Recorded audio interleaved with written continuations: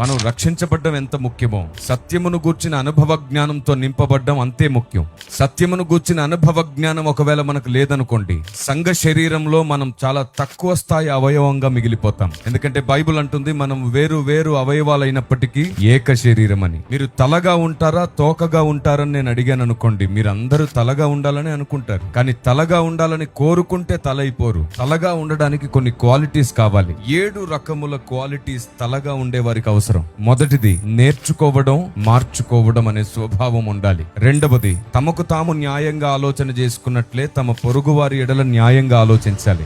మూడవది, ప్రతిదినం అనుదినం దేవుని వాక్యం కొరకు కన్నీళ్లు కార్చి ప్రార్థించేవారై ఉండాలి.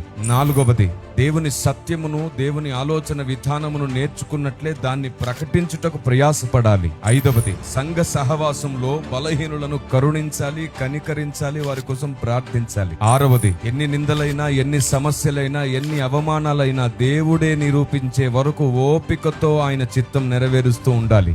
ఏడవది, మానకుండా ప్రార్థన గది ప్రతిష్ఠించుకుంటూ ఉండాలి. ఈ 7 లక్షణాలు మీ సొంతమైతే మీరు తలగా మారుతారు దేవుని సన్నిధిలో.